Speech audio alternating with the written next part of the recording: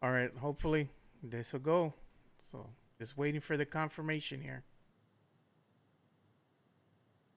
All right, well, we're live. So we're here bringing you another episode of the Spurs Takeover with my good friends Wesley Perkins and Jonas Clark. So, fellas, this game was an nail biter. The Spurs looked like they were going to get run out of the building from the get go. They started off the first quarter shooting 2 of 9. Didn't get much better. They had a drought. Then they went 3 for 9, shooting 30% from the field goal range from the very start of the game in the first quarter. They just came out cold. They couldn't hit a shot to save their lives, and it looked like all hope was lost. But they managed to start putting a little run in there, and they came back and made a game of it and closed the gap by halftime. And lo and behold, third quarter comes and they go ahead and take the lead. It looks like they're going to be in command in the fourth, and Spurs crapped the bed. They got cute. They got a little lackadaisical. They took their foot off the throttle, and Damian Lillard almost beat us single handedly. So that was the game in a nutshell. But let's go ahead and start with you, Wesley. I know that you're chomping at the bit to jump in here. What were your Yeah, observations in tonight's game? yeah.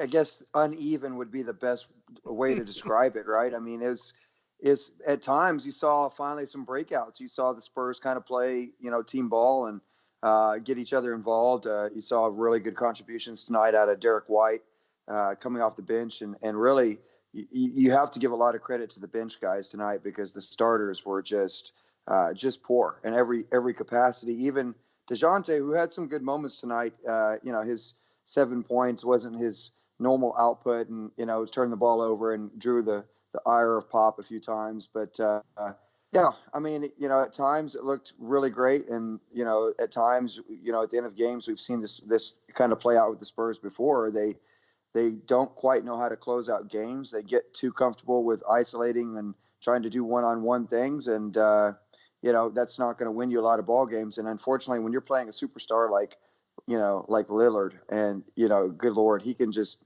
light up in a second. And it kind of reminded me, guys, a little bit of the Tracy McGrady in like 20 seconds where he beat the Spurs. I thought that was coming there for a few minutes, and thank goodness they got the stops down the stretch, and more importantly, that Lillard finally started to miss a little bit. Yeah, that he did. And I think that's what really helped the Spurs in the long run is that Damian Lillard kind of did miss, and that was unlike him. We're expecting fully for him to go ahead and tie the game. He had several chances at a wide open three, and then at the end of regulation, the ball with 1.2, the ball went all the way in, touched every Yep. part of the rim, and then just bounced out. So I'm gonna attribute that to maybe some ghost in the AT&T Center that kind of punched the ball out. So it is Halloween, getting near Halloween. So that's my story. I'm sticking to it. So, what was your observation, Jonas? I mean, what do you think happened? And you were saying you were texting me earlier, and you told me what's up with the Spurs. Kind of like they kind of took their foot off the throttle a little bit. Well, Joe, at 7 minutes and 51 seconds, Jeff Garcia tweeted out, "How are we feeling about three?" And I said, "I'll feel a lot better in 7 minutes and 51 seconds." And sure enough, they took it all the way down to that wire. We came out cold, and I think that one of the things to really know is we can't rely on DeJounte Murray to keep the pace. You just can't. When he's off the floor, the team looks flat, and when he's out there, the team looks great, and they look aggressive, and they look like every single bit of the today's contender they can be. But it's those minutes that he's not out there. Who's going to drive that pace? Derrick, as you said, Wesley looked very good off the bench. But you've got to figure out a way to stop Damian Lillard. And I was coming down that stretch, and I was almost hoping that Pop was going to add a couple more minutes today just to make sure that didn't happen. Yeah, one of the things with the Spurs tonight is I think who was it? One of you guys coined that phrase, the people's MVP. And I think that was quite fitting for Derrick White. He was a people's MVP tonight because he single-handedly kept the Spurs in this game. He had a couple stretches down in the fourth quarter with I think it was with the 2 or 3 minutes left, in the game where he actually came up big and he was clutch. And if it wasn't for him giving us some much needed offense, this could have easily swung the other way because the Spurs just couldn't seem to get things going offensively within the 2 to 3 minute mark of the fourth quarter. And I attribute that to, because they gave the Portland Trailblazers life. Their defense got much better. And the Spurs, they weren't the aggressors that they once were in the first half of the game. Even in the third quarter, I thought they were very aggressive going to the rim. And they kind of took their foot off the gas and they kind of stopped doing that, stood around, settled for jump shots, got a little cute. And that type of play against these upper echelon teams in the West isn't going to cut it on every single night. You got to play to the best of your abilities and you can't take your foot off the gas. What do you think the Spurs are going to have to do here, Wesley? Because it's a quick turnaround. It's going to be on Halloween night where we face the fake number 2, the ugly number 2, every word in the book you want to throw at the number 2 in the LA Clippers. So, I mean, what do you think they're going to do to have to get this win on the road? Well, let's just put it this way. If they don't play for the full 48, they're going to get blown out. The Clippers are too good on the defensive side of the ball for, just giving the ball away. And to me, that's been the theme of these 3 games is that when you see the Spurs gain some momentum, they're taking care of the ball, they're sharing, they're getting each other involved. And then, the problems that we've seen in these 3 games and again, early season, but we're talking about a team that's mostly been together. Other than DeJounte, these guys have all played together. So it's kind of concerning to me that there's a lot of turnovers going on and just at inopportune times. I know, it was pretty documented the first couple of games, the high volume of turnovers, but tonight it was just kind of like lackluster stuff here, offensive foul there, ill-advised, at times driving to the basket where 2 or 3 guys are waiting. And that's the kind of stuff that the Clippers are just going to thrive off of. There's no doubt about it. I think that you hit it on the head there, Joe, when you talked about the upper echelon of the West. You cannot play 2 quarters and then have a quarter and a half where you kind of play subpar and expect to compete in the Western Conference. And we know, I mean, it's a new season, but it's yet to be seen what's going to happen on the road because we know what the road held or didn't hold for the Spurs last year. Yeah, I just want to give a quick shout out to Doris. She's watching. So was Alex Davila. What's up, Alex? Rafa Morales, Jason Garcia. Thank you all for watching. Shout out to you, Frank Ramirez. He's always supporting us and been watching since day one. So big shout out to him. I'm going to read some comments here. Rafa Morales says, DeJounte can't do much, because of minute restrictions. But what a game, go Spurs go. It was exciting, but it shouldn't even have come to that, Jason Garcia says, trade for a big man. We need Adams from OKC. I think that's a pipe dream right now because the OKC City Thunder are playing pretty well. Look what they did to the Warriors the other day. I think with the half, it was like 70-35, something like that. It was ridiculous. Jason says, DeRozan not getting any love from the refs with driving to the rim. It is what it is on that regards, Poor calling by the refs is something I think we've all grown accustomed to, and we can't get used to the refs bailing us out, nor can we go ahead and count on them to make the calls that will go our way, which is something that we did see in this fourth quarter with the waning minutes of the fourth quarter and the seconds going by. Some of those calls were quite questionable. I'm going to be honest, but it's part of the game, for better or for worse. Excuse me. Yep. But I think the Spurs really, they showed that they can come from behind, but really you can't start off slow in these games, especially against these better teams in the West. The poor shooting that they had in the first quarter, it's something that we've kind of seen them start with throughout this last 2 games. They kind of grew a little cold, then they got hot. They started, coming into their own. But moving forward, you can't start off the way you did tonight on the road against the Clippers and fully expect to win the game when you go down by 19 points. That's just not going to happen. So they need to play better. There's a lot of things that they still need to work on, one of them being transition defense. But I'm going to go ahead and go to you, Jonas. What do you think about the Spurs defense so far and these first 3 games? I think that just like most other things with the Spurs, they've been kind of up and down. I think that forcing 10 turnovers against the Blazers was a good. That's positive. It's a very good thing. Except for when you turn around and you're turning over the ball 18 times. You can't really do that, right? So the good and bad, back and forth. Look at the perimeter defense. I think really up for the Spurs down the stretch. They came out. Trailblazers hit 5 for 5 right out of the gate. Dame Lillard couldn't be stopped, and that really stepped up. And at that point, that crawled our way back in.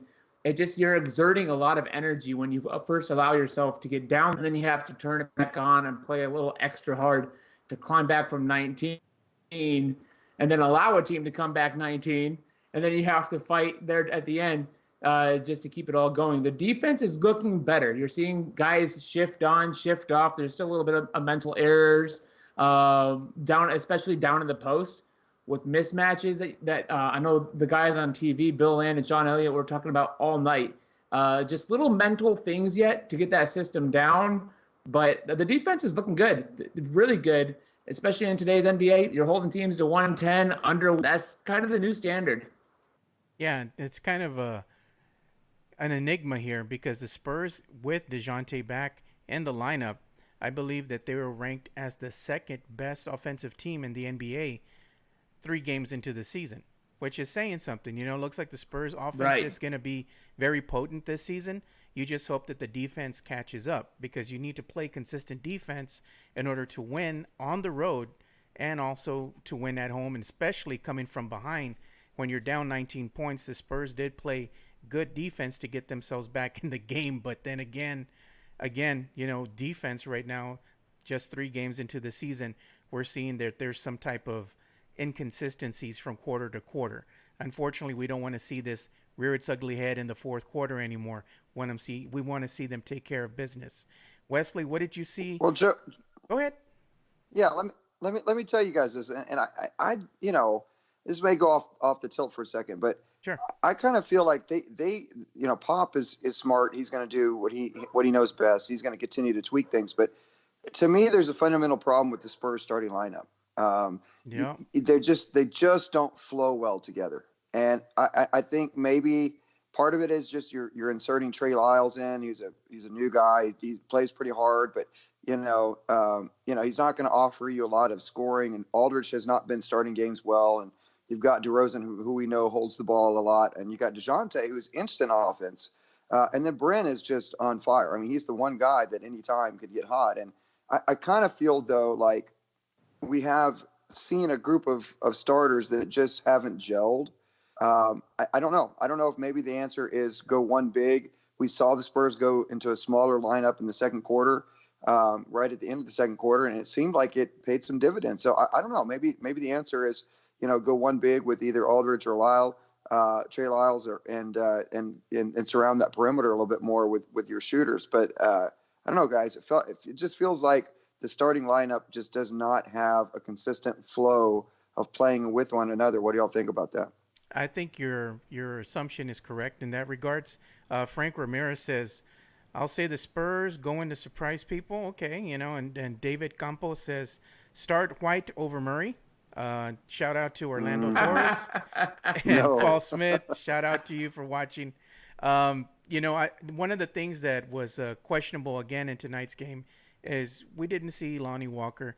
The fans are out there chanting, Lonnie, Lonnie, Lonnie. They want to see some Lonnie Walker go out on the court and play.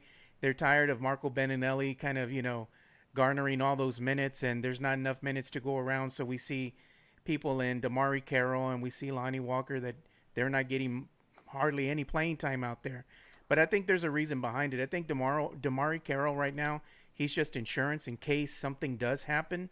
Lonnie Walker, I think what's happening right now is that Pop is choosing to go with some of the veterans early on in the season. As the season does progress, I think he's going to go ahead and give more minutes to Lonnie. He's just trying to have this Spurs team form some type of identity because it is only 3 games in the season, and there's a lot of lineup changes that I think are still going to occur. And we'll see that happen, especially on the road. Pop likes to experiment sometimes because he'll give some players rest and then he'll insert some that have not seen some playing time, such as Lonnie Walker. What are your assumptions here, Jonas, about that lineup?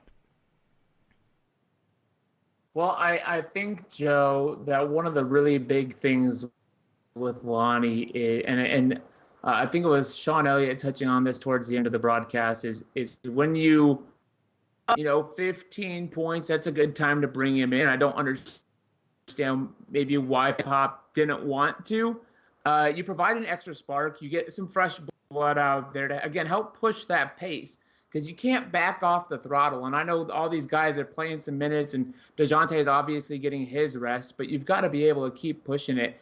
And I'm all for bringing him in, but if it's going to come down and it's going to be a close game, obviously you don't want a young guy out there. But that time to start working him into the off. When you have a lead like 10, 15 points, you're feeling a little bit comfortable. You don't know when you're going to need him at some point this season. If somebody tweaks a knee or if somebody's feeling just a little tired on one night, fatigue, this is that time to get it going. It's only the third game. We should be a little bit more patient.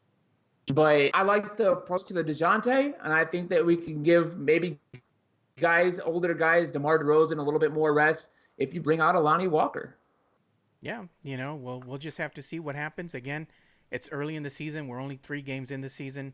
I think Pop is just going with the veteran lineup for now. I fully expect him at some point, probably within the next couple games, to start inserting, Lonnie, giving him some more minutes, start dialing back Marco Beninelli's minutes a little bit. Marco did get hot, and he's like a streaky shooter from, as we all know, he can get hot and just go off for like 2 or 3 3-pointers in a row, or his off balance shots going to the rim. It's an art form, and he is an artiste at that. But you'd like to see his minutes go to one of the younger players, and only time will tell. As I'm saying, you got to be patient.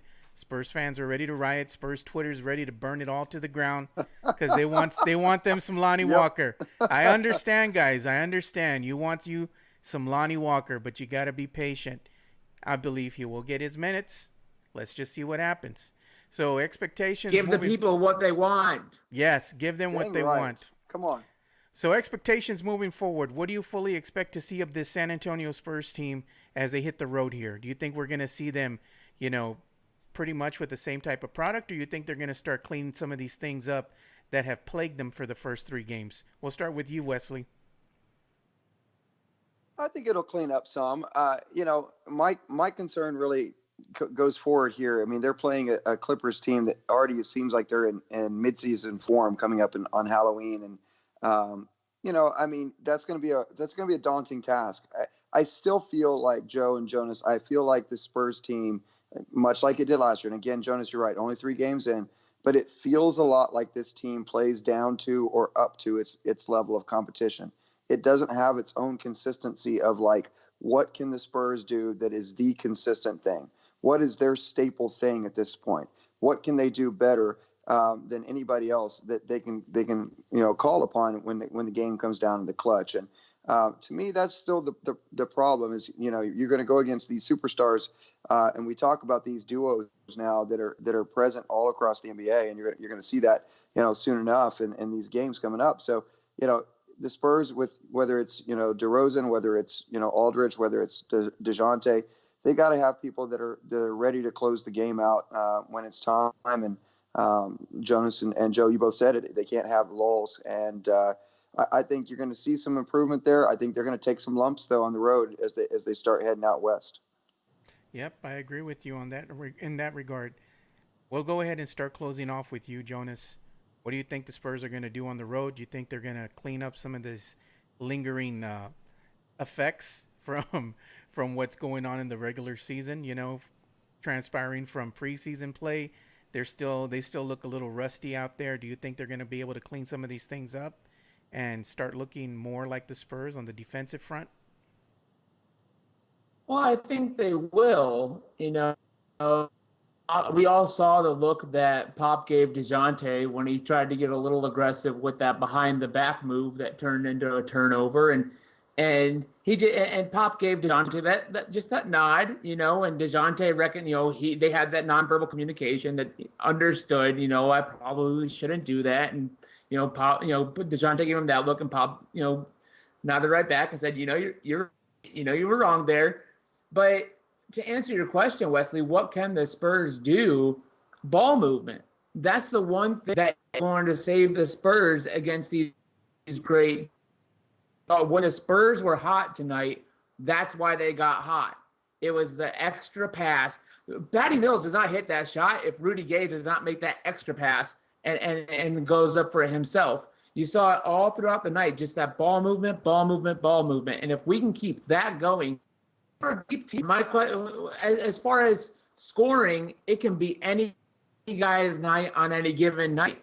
I think that Derrick had a great showing this evening. DeJounte, not quite so much. DeMar DeRozan is really stepping it up now. We don't need LMA to put up 25 points every night to win this year like we did last year. So I think that when you have that and you can just move the ball around and there's that trust, they're moving great with the ball and without the ball in their hands. That's what the key is going to be. Right now, if you go over to the Clippers, the Hornets are playing them really close right now. It's 57-54 at halftime in LA. So you think about that. Tonight's, whether it's a win, the Clippers could really kind of play into how well they're going to play against the Spurs at home. You don't want to eat two losses as you're trying to take away, the Staples Center from the Lakers. That's not the kind of tempo you want to start adding onto the season if the Spurs go into this game with the Clippers sitting there at 2-2. I think that the Warriors are a beatable team. They're obviously just a shell of what they were before. I think that they have to refine a little bit of chemistry. You're missing Klay Thompson, a huge piece, but if it was the three of those guys, I think you still have a title contender, but you can't take out, one of Steph, Klay, and Draymond Green. That's just missing too many pieces there. So I think we can take the Warriors. Clippers, let me see tonight's score. I want to know how they're going to approach the game. If they come in off of a win and they're riding a little bit high, we might be able to steal one. With that extra energy that the Spurs tend to play against Kawhi with. I hate the Deuce, but come on. I don't know, man. The Deuce is going to try to just murder the Spurs. You know this. Know this. He's going to try, but he tried last year. And we hung it. We beat him the first time when he came to town on January 3rd. And then we went up to Toronto. And if DeMar DeRozan doesn't turn the ball over there at the end of the game and Claw goes down there for an easy layup, we end up winning at Toronto when we sweep the series against him. So I think that the team gets that little extra energy. This year you have DeJounte Murray, who does wear that on his shoulder. He wears it on his sleeve like that weird tattoo. And he rolls with it, man. I think he cleaned up that weird tattoo, that Ninja Turtle tattoo. I think he got that. He fixed. He cleaned it up there. He's got a little more artwork. He's got a little artwork around it. It kind of hides it a little bit, but he still proudly wears it. Like I'm saying, he wears his a little bit more, and I really like to see that in a basketball player, especially a guy who can be as aggressive and own that. So I think that we can two out of me just in terms of talking against the Warriors, Clippers, and Lakers. I think that we'll take the Warriors. I think we're gonna. I still want to wait till we see the end of tonight's action. Oh my God! Man! I want to see how they come out of this game. But 2 out of 3, and no Jonas, matter how that comes out. Jonas is going to be a poor man, man. You don't like to make some bets. You want to take the safe.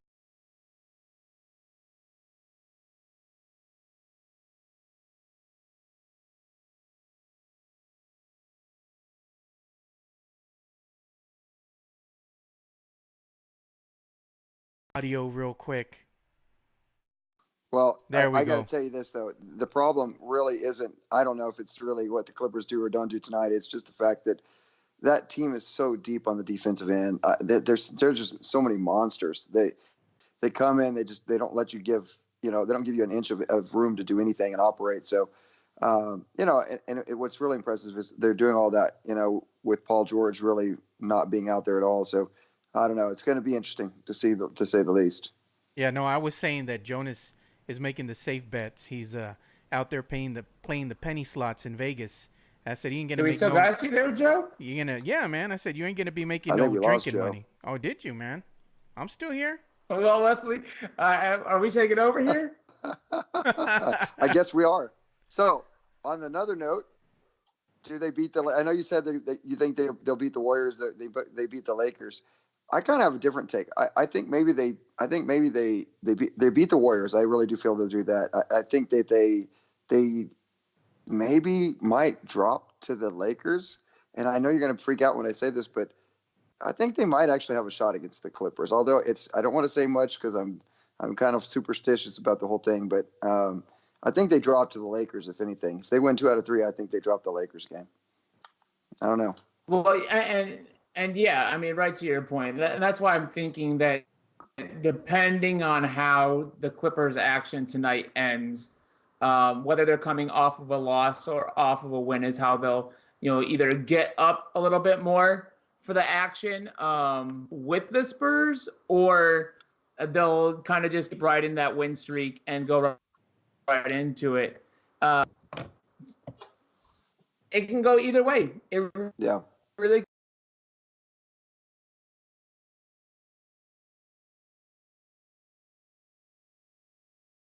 We lost his mic, but no, now you can get me. To...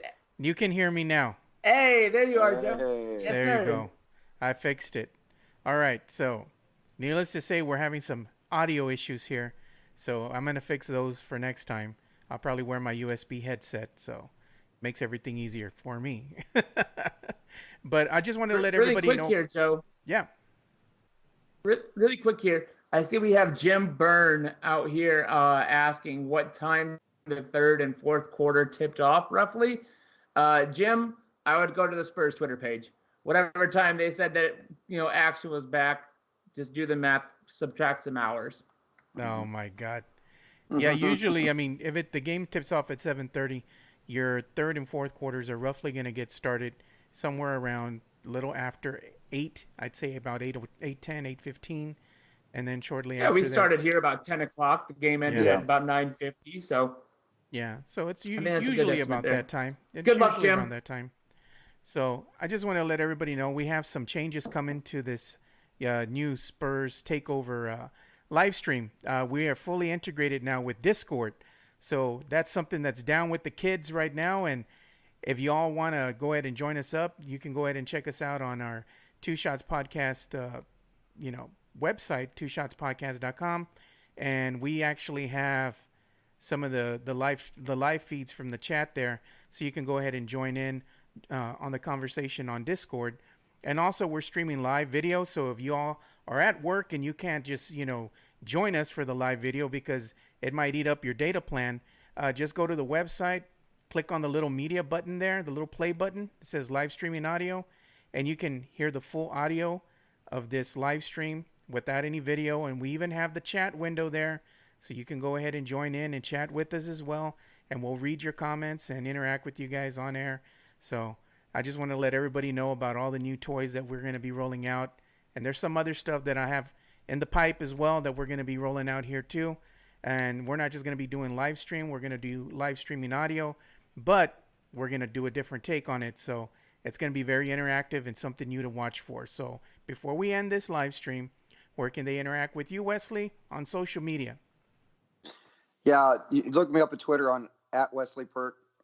I'm really that's my Spurs page. I'm not even going to talk about Texas Tech because they're just trash.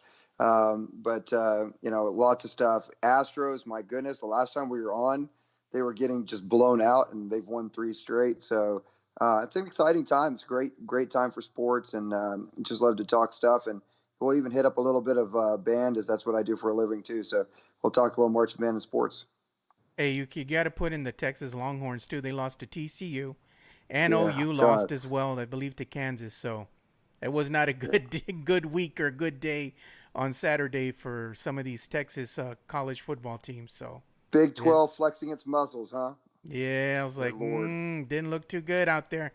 But where can they go ahead and interact with you, Jonas, on social media? Really, it's just on Twitter at JarkClonas, JARKCLONAS. You know, I think you should go ahead and change your little avatar there that they have on Twitter, your profile pic, to the Bigfoot, bro. Just do it like you do on Skype, man. Well, I like to at least keep my image on there, so people know who I am, even though that picture may or may not be like 7 years old. Well, Ken, what if we do this? What if I take the Bigfoot and just superimpose your face on it? We'll think about it. I'll think about it. There's a brand I've got to worry about here, Joe. Maybe I can get a yes out of you over some drinks. Yeah, that's the way to my heart, really. Hey, you need some after the Browns and all those 3 picks that Baker Mayfield is throwing. Just a little FYI information. Browns is for a whole other channel. Yeah, we're going to be, just a little FYI information. I'm going to be part of a big Dallas Cowboy watch party that's going to be happening on November the 4th over at the 151 Saloon. So come out and hang out with one of the better, showings that they have for as far as watch parties go, because I'll be hanging out there with my Dallas Cowboy Borracho brothers. They're one of the biggest Dallas Cowboy supporter groups in the nation, and they're right here in our backyard. So they're going to put on a good showing out there at the 151 Saloon. And make sure you bring an unwrapped toy, because we do have a toy drive going on. It's going to benefit CASA as they give all these toys out to some underprivileged kids for the holiday season. So make sure you do that as well. And, make sure that you follow us and like us across social media. You can interact with me at Two Shots Podcast. It's all spelled out, TWOSHOTS Podcast, on Facebook, Twitter, Instagram. And we're also on YouTube. So make sure you go and follow, subscribe, and like us. So for Wesley Perkins and Jonas Clark, I'm Joe Garcia. Thank you guys for tuning in to another episode of the Spurs Takeover. Big shout out to you, Michael A. De Leon, and all the guys over at Project Spurs. And make sure you go and follow Project Spurs. They're going to have this video up tomorrow morning with their write-up, so you can see all the great Spurs content and recaps that they have going on there. So until further ado, go Spurs go, and we'll see you all later.